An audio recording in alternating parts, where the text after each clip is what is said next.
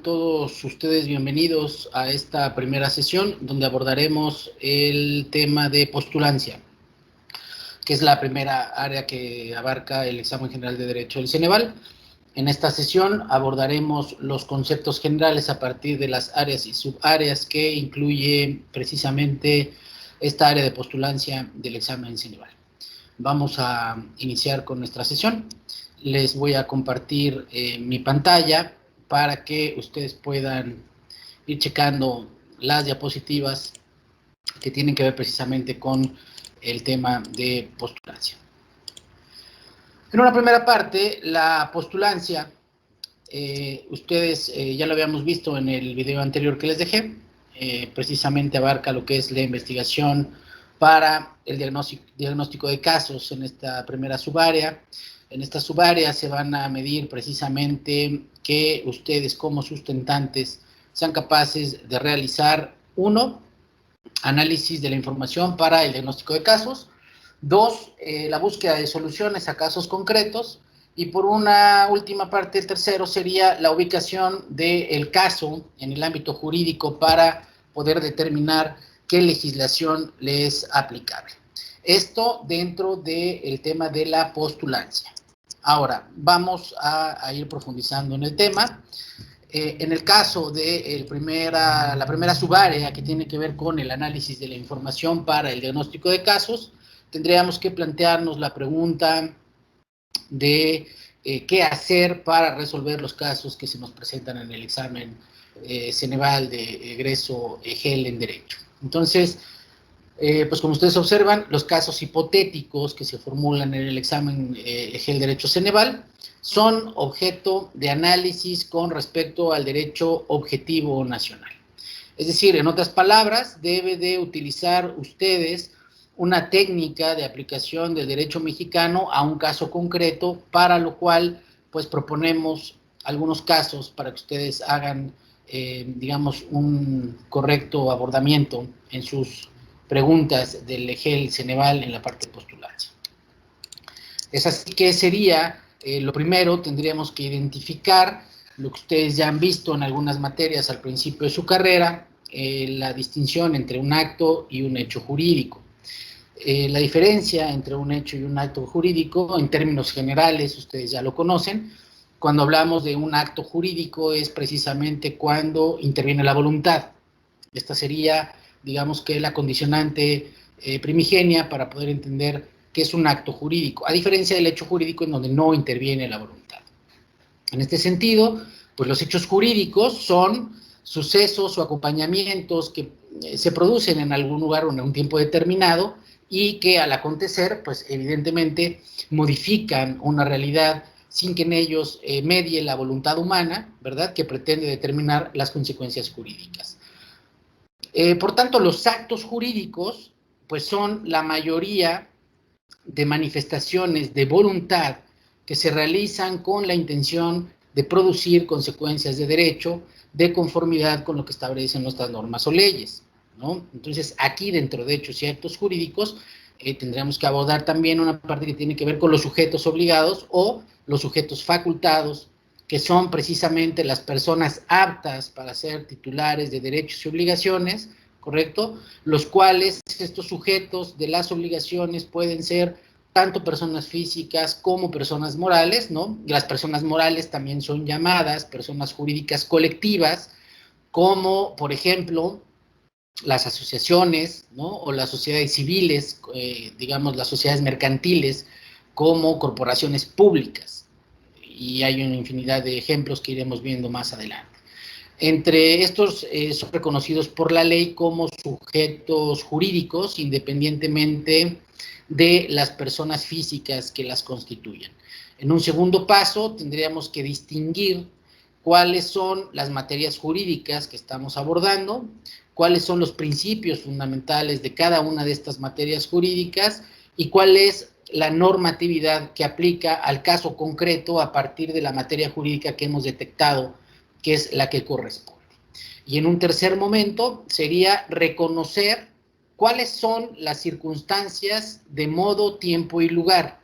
Entonces, si ustedes se dan cuenta, lo que estamos haciendo en esta primera subárea sería identificar si estamos hablando de un acto o un hecho jurídico, qué tipo de personas intervienen, luego a qué materia jurídica nos estamos refiriendo, es decir, derecho penal, derecho electoral, derecho constitucional, derecho administrativo, derecho internacional, público o privado, derecho agrario, ¿qué otro puede ser? Derecho administrativo, ¿correcto? A partir de este ejemplo, derecho laboral, vamos a ver a qué materia jurídica pertenece, cuáles son los principios fundamentales de esa materia en específico, porque ustedes saben que tenemos principios jurídicos fundamentales de manera general, pero también existen principios jurídicos fundamentales de cada una de las áreas del derecho.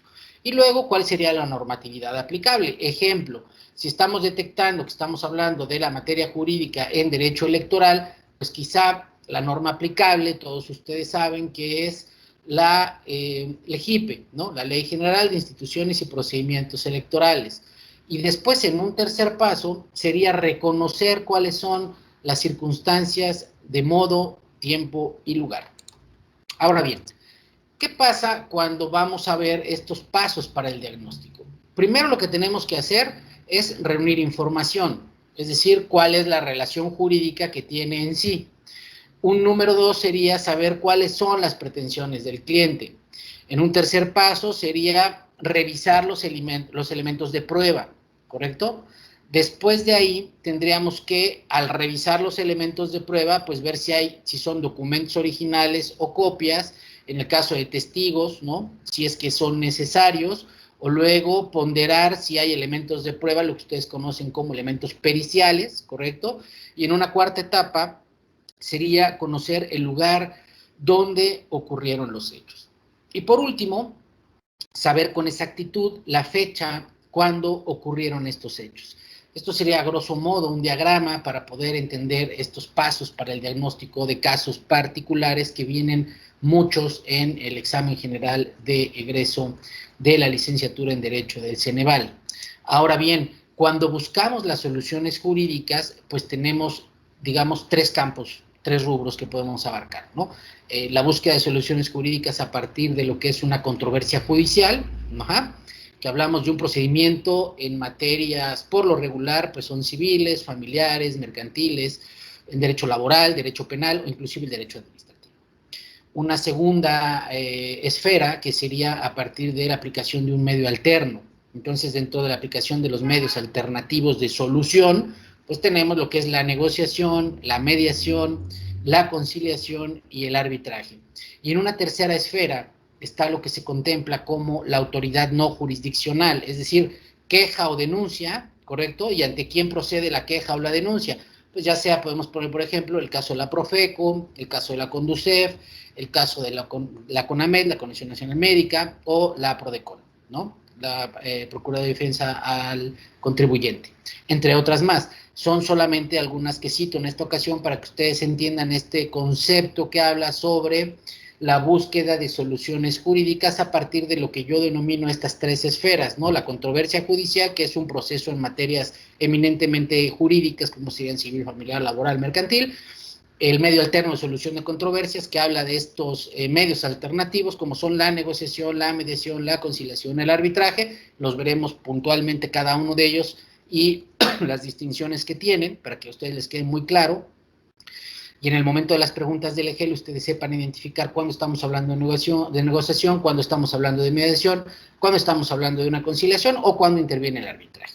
Y por último, lo que tiene que ver con la autoridad no jurisdiccional, es decir, cuando estamos hablando de un procedimiento o un proceso de queja o denuncia, ante quién y cómo específicamente iremos analizando. En el caso de esta sesión gratuita lo vemos de manera general, a grosso modo. En el caso que ustedes decidan incorporarse al grupo de estudio de Nexo Consultoría a partir de la adquisición de este método de estudio, pues ustedes tendrán al alcance, a partir de nuestra guía, algunos elementos mucho más precisos y además se les hacen llegar materiales extras en donde precisamente ustedes podrán identificar a partir de tablas cómo es cada uno de los procesos no jurisdiccionales de queja o denuncia en cada una de las instituciones que corresponden precisamente al Estado mexicano, como serían Profeco, Conducef, CONAMED, PRODECON, Infonavit, Seguro Social y todas estas, ¿correcto? En términos generales, esto es lo que hablamos sobre la búsqueda de soluciones jurídicas. Ahora, ¿qué elementos debemos considerar para poder solucionar un caso legal? Primero tendríamos que hacernos la pregunta de cuál es la relación jurídica entre las partes que están en el conflicto, ¿no? Entonces tendríamos una posible vía que sería a través de un acto jurídico. Estamos retomando el concepto que les he explicado anteriormente, que cuando hablamos de un acto jurídico es que interviene la voluntad, o un hecho jurídico en donde precisamente identificamos que no hay una intervención de la voluntad directa. Una segunda pregunta sería, ¿cuál es la naturaleza jurídica del acto? Entonces, al identificar la naturaleza jurídica del acto, estamos en posibilidades de identificar que estamos hablando a lo mejor de un caso en materia civil, o de un caso en materia laboral, o de un caso en materia penal, o un caso en materia administrativa, o quizá familiar. Una tercera pregunta sería, ¿cuáles son las normas jurídicas que vamos a aplicar al caso concreto? Y luego, en caso de controversia judicial, ¿cuál es la acción o la vía en donde se va a ejercitar la demanda? Esto es muy importante que ustedes lo ubiquen, lo iremos analizando a lo largo de esta sesión para que les quede perfectamente claro de cómo se hacen los constructos de las preguntas en esta primera parte de postulancia, que tiene que ver con esto que les estoy explicando. Y por último, ¿cuáles son los requisitos de fondo y de forma que se deben de cumplir en los escritos, ¿no? Entonces, eso ustedes ya lo vieron a lo largo de su carrera, tanto cuando llevaron derecho civil o procesal civil, o en el caso de mercantil, ¿correcto? O cuando están haciendo algunos ejemplos de práctica forense familiar, laboral, o fiscal o administrativa, pues ustedes ya saben claramente cuáles son los requisitos de forma y de fondo que se deben de cumplir al presentar los escritos de manera de como si estuvieran ustedes actuando como abogados postulantes, es decir, abogados que se dedican al litigio. A eso estamos hablando en este caso de elementos a considerar para la solución de casos. Ahora bien, en caso de controversia judicial, dentro del examen general de egreso, en la parte de postulancia, ¿qué es lo que tendríamos que identificar? Uno, me parece que es cuál es la acción que tenemos que ejercitar. Entonces, en este sentido, la respuesta a esta pregunta sería, pues la acción se determina cuando identifico la naturaleza jurídica del acto, ¿correcto? Es decir, donde interviene la voluntad, y las prestaciones a las que voy a reclamar. Y entonces se encuentra regulado por lo regular, ¿no? De manera normativa, en normas sustantivas y adjetivas. Y una segunda vía o pregunta sería, ¿en qué vía se ejercita mi acción? A partir de esta pregunta, pues nosotros respondemos que la vía para establecer los requisitos de forma de mi demanda, ¿no? De acuerdo a la diapositiva que les presenté anteriormente, cuáles son los actos, y además yo ya ubico perfectamente bien cuáles son los tiempos procesales para poder presentar mi demanda, mi contestación de la demanda, mis pruebas, mis alegatos, toda esta parte que tiene que ver con el proceso, digamos, de ejercitar la acción de un proceso en vía jurisdiccional. Y entonces, ahí recurrimos a analizar cómo está regulada a partir de la norma adjetiva de cada una de las materias que previamente ya habíamos identificado. Retomo, si es caso familiar, si es caso mercantil, laboral, electoral, etcétera, etcétera. Entonces tendríamos que ver la norma que se encuentra establecida específicamente para esa materia y cómo está regulada la norma adjetiva. Esto sería un primer panorama en cuanto al caso de controversia judicial para poderlo identificar en esta identificación de casos. Ahora bien, ¿qué procede, de acuerdo al diagrama que ustedes están observando, en el caso de acciones y vías, ¿no? Para el ejercicio? Entonces, si ustedes se dan cuenta, tenemos una acción que sería, digamos, por la vía ordinaria, que son perfectamente tiempos procesales que conocen, o de manera general podemos identificar que la vía ordinaria es un proceso largo, ¿correcto? En donde la finalización es precisamente una sentencia que se da hasta el final. Y con esto llegamos a obtener nuestras pretensiones, ¿no? O nuestras prestaciones. Ahora, también tenemos la acción por la vía especial. ejemplos, pues tenemos lo que es el divorcio incausado, que ustedes ya lo vieron en materia familiar, el caso de los juicios hipotecarios, o el caso de los arrendamientos inmobiliarios, o quizá también podríamos incorporar el tema de los juicios sucesorios.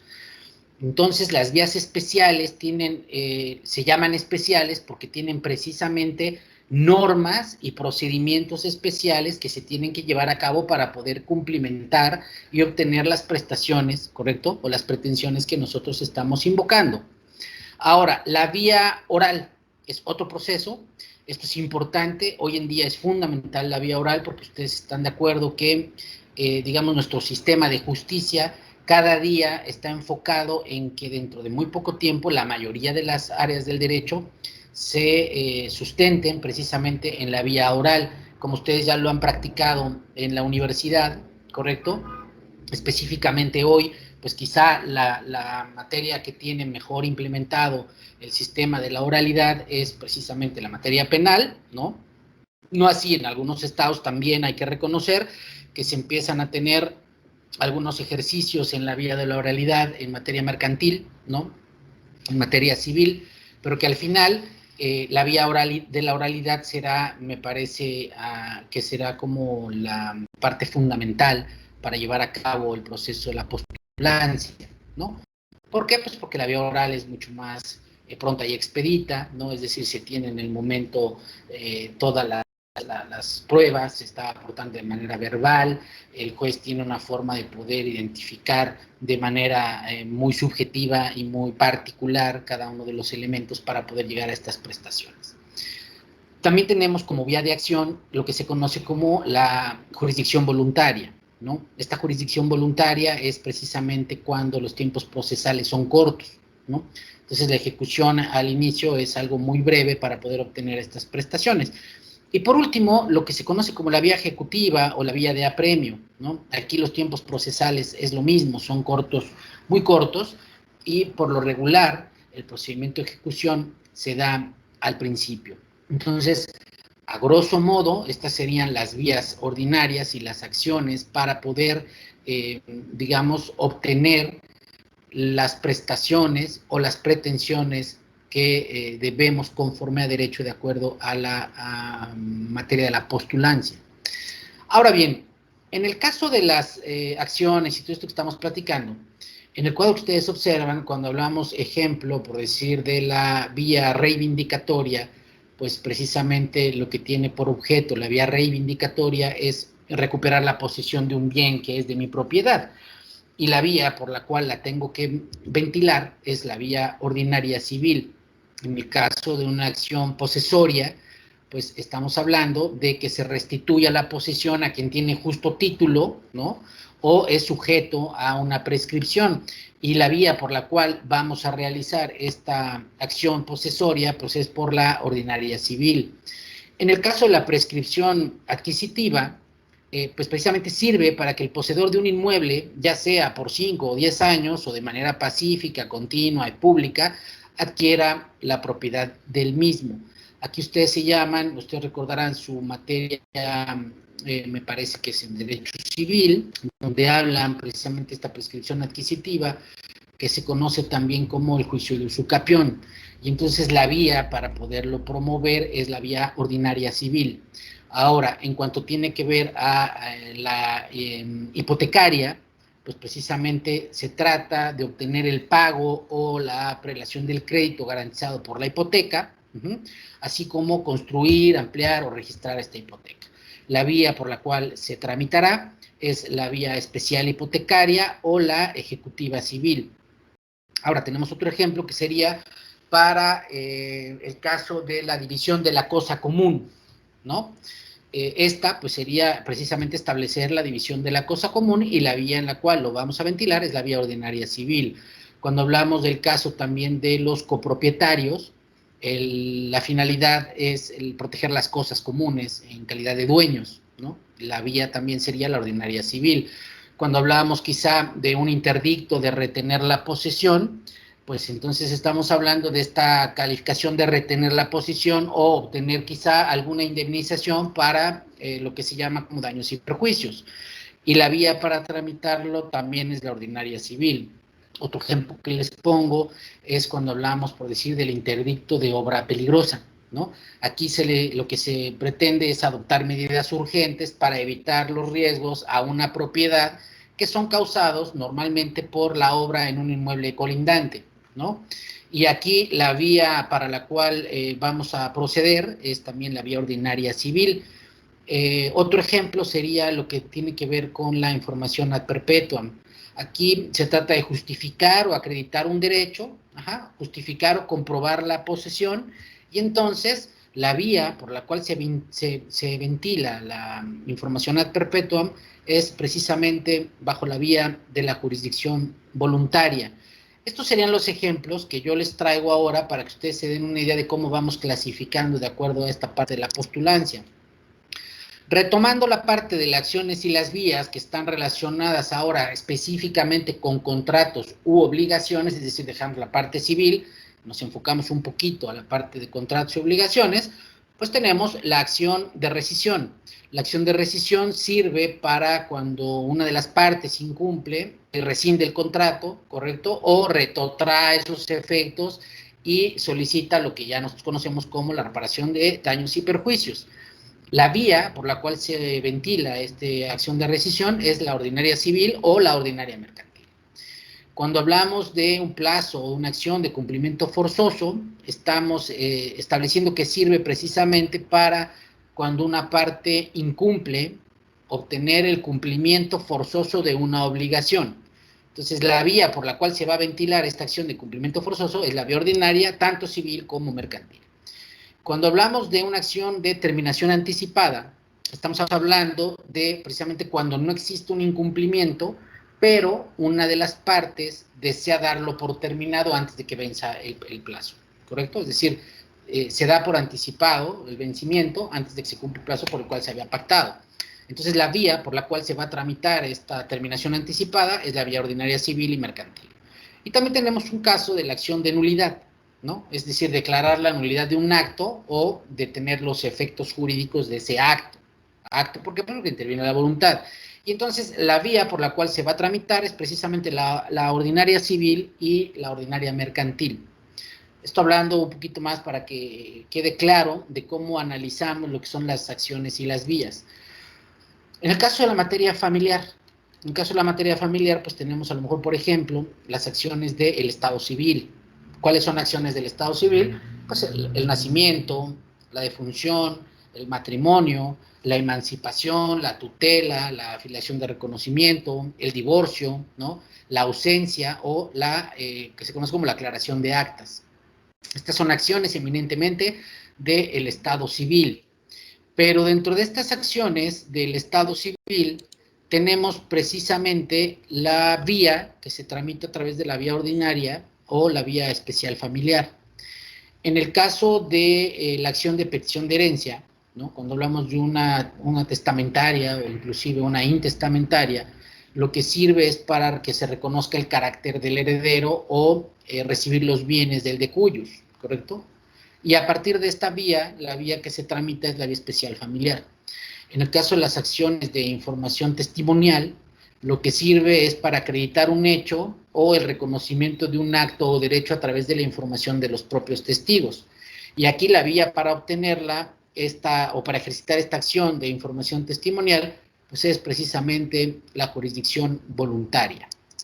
Ahora, ¿qué pasa cuando analizamos las acciones y vías ejecutivas y orales?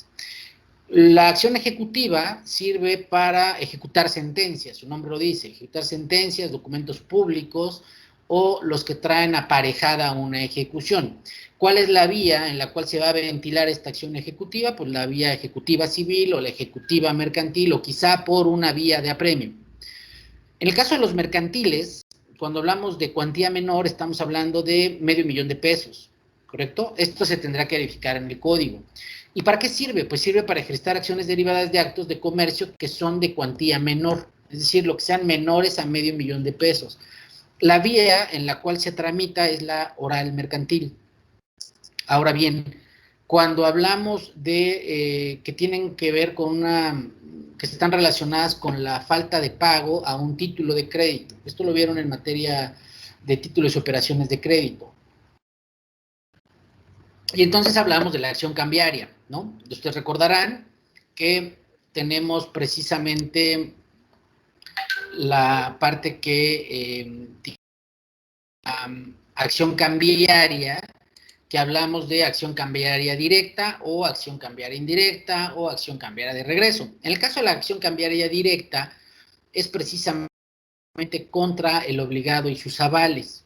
Cuando hablamos de una cambiaria de regreso, es contra los demás obligados en vía de regreso, es decir, a partir de los endosos. ¿Para qué sirve? Pues sirve para ejecutar, para cobrar, ¿no? Para cobrar un título de crédito. Por tanto, la vía por la cual vamos a promover esta acción cambiaria, pues es la ejecutiva mercantil. En el caso de una acción causal, el objeto es cobrar títulos de crédito cuando digamos, la directa o ha prescrito o ha caducado, ¿no? Por la vía cambiaria directa. Entonces tenemos que ocupar la vía de la acción causal. Y esto es a partir de la vía ordinaria mercantil. Cuando hablamos de una acción por enriquecimiento ilícito, es decir, cuando no se puede ejercitar ninguna causal, pues se tiene que ventilar a partir de la ordinaria mercantil. Estoy hablando del área de títulos y operaciones de crédito. Ahora, si nos vamos a profundizar y analizar las acciones en vía ahora laboral, pues estamos hablando de precisamente que existe la acción de reinstalación. La acción de reinstalación sirve para restituir el trabajo, ¿correcto? Y entonces cuando nosotros buscamos restituir el trabajo, pues la vía idónea para tratar la acción de reinstalación es la vía ordinaria. Cuando hablamos de un despido injustificado, pues lo que estamos tratando es de indemnizar constitucionalmente y obtener prestaciones laborales. Entonces la vía es igual, la vía ordinaria. Tenemos también en materia laboral la acción de rescisión o separación de relaciones laborales. ¿Sirve para qué? Pues para terminar esta relación laboral ante la propia autoridad. Entonces la vía también es la ordinaria. Cuando hablamos de una acción ejecutiva de laudo, lo que estamos buscando es que se ejecute un laudo. Y entonces la vía es la ejecutiva. Y por último, una acción que habla sobre exigir el cumplimiento de condiciones laborales del trabajo. Aquí lo que sirve es para reconocer el cumplimiento de las prestaciones. Por tanto, la vía es la vía especial. Esto hablando de materia laboral. Hasta acá estamos abordando todo lo que son acciones y vías para entender este entramado de lo que sí es parte de la postulancia en esta primera vía de el EGEL en Derecho. Ahora bien, si nos enfocamos primero en identificar el caso planteado, ¿no? El acto o hecho jurídico objeto del mismo y los sujetos a que debe realizarse el juicio imputativo, es decir, aquellos sujetos que resultan obligados o facultados. Por tanto, con la identificación de estos sujetos de acto o hechos jurídicos podemos empezar a distinguir a qué materia es aplicable, ¿no? Es decir, ya les expliqué más o menos anteriormente cómo lo vamos ubicando. Entonces tendremos que en un primer paso hacer esto, después con la identificación de los hechos y los actos jurídicos, en un segundo momento, en este repaso, tendremos que distinguir la materia jurídica y los principios jurídicos fundamentales y la normatividad que es aplicable al caso concreto, ¿no? Como ya yo se los fui desarrollando, dependiendo cada una de las materias, y luego en un tercer paso, reconocer las circunstancias, tanto de modo, tiempo y lugar. Y en este caso, lo que haríamos a continuación sería aplicar como ejemplo el segundo paso propuesto en las materias básicas que hemos seleccionado. Entonces, aquí ya abordaríamos cada una de las materias para poder identificar estos tres elementos. Les voy a poner un ejemplo. En el caso del derecho civil, de acuerdo al maestro Rogina Villegas, el derecho civil es una rama del derecho privado que tiene por objeto regular tres materias fundamentales: personas, familia y patrimonio. Entonces, bajo esta línea argumentativa, el derecho de las personas regula los atributos de las personas físicas y morales. El derecho de la familia regula los vínculos que se establecen en virtud del parentesco, ¿no? Es el matrimonio, concubinato o cualquier figura jurídica que la ley considere como familia. Y por último, el derecho patrimonial. El derecho patrimonial comprende pues, los regímenes jurídicos de los derechos reales, ¿no? Como son el patrimonio, las obligaciones, los derechos personales y los sistemas de liquidación patrimonial. Esto sería un entramado completo de lo que es el derecho civil. Ahora, dentro del derecho civil, ¿qué valores son los valores que protege el derecho civil? Bueno, pues el derecho de las personas. Se protege la titularidad y la capacidad para ser sujeto de derechos y obligaciones, y se entienden los atributos de la personalidad como características propias, ¿correcto? Entonces, esto es lo que estamos, digamos, de alguna manera operando para identificar estas características propias de las personas, como serían quizá el nombre, su domicilio, su estado civil o su patrimonio.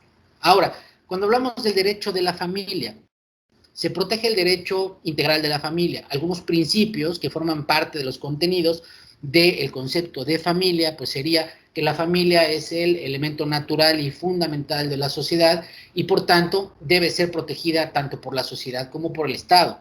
Que la familia y el matrimonio no son conceptos equivalentes. Entonces el matrimonio es una de las formas que existen para formar una familia. Y por último, el derecho a la protección a la familia, que implica favorecer el desarrollo y la fortaleza del núcleo familiar. Por último, el derecho patrimonial. Se protege la propiedad. Entonces, la doctrina clásica del patrimonio, ¿no? Es decir, los principios básicos, dice que toda persona tiene derecho a un patrimonio, que puede estar integrado también por bienes o por deudas o por la capacidad que tiene de tenerlos. Por tanto, el patrimonio, ustedes han estudiado que es indivisible y se vincula a las personas como un todo, ¿no? Entonces, el patrimonio, ustedes lo vieron en su momento, es inalienable, ¿no? Debido a que siempre existirá la capacidad para poder adquirir bienes y también deudas. Estos son los valores protegidos en el derecho. Ahora, ¿cuál sería la normatividad aplicable al derecho civil? Pues al no estar expresamente concedido en la Constitución Política de los Estados Unidos Mexicanos, la facultad de legislar en materia civil le corresponde al Congreso de la Unión, ¿no? Por regla general, comprende a cada una de las entidades federativas legislar en materia de derecho civil.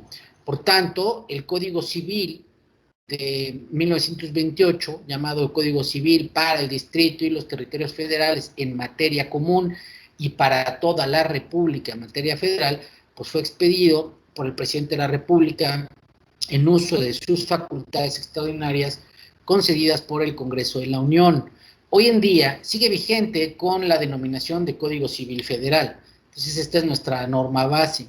Les recomiendo, para esta parte de abordar el GEL, que se deben de sustentar y fundamentar solamente en leyes federales, ¿no? Quienes les den materiales de estudio a nivel local, no es correcto, al menos para abordar el GEL, porque el GEL está enfocado en materia federal. Obviamente yo entiendo que cada uno de ustedes pertenece a diferentes estados y que en muchas de las universidades se ven las materias de acuerdo al código, a los códigos o a la propia constitución del estado. Pero para abordar el examen EGEL de Derecho del Ceneval, digamos que la alineación tiene que ser bajo las leyes federales. Entonces, los ejemplos de esta normatividad aplicable en materia civil serían, pues, el Código Civil Federal, el Código Civil de cada uno de los estados, ¿no? Y, por último, la Ley de Responsabilidad Civil. Entonces, así abarcamos, digamos, los tres conceptos que les he platicado desde un principio. Espero sea claro, ¿correcto? Les logre más o menos identificar cómo tendrían que ir haciéndolo con cada una de las materias. En una próxima sesión, para no hacerla muy larga, abordaremos ya a lo mejor el tema de procesal, laboral, administrativo y todas estas materias bajo esta identificación de estos tres rubros, ¿correcto? Pues muchísimas gracias, espero haya sido de utilidad esta sesión y nos vemos en la próxima sesión. Hasta luego.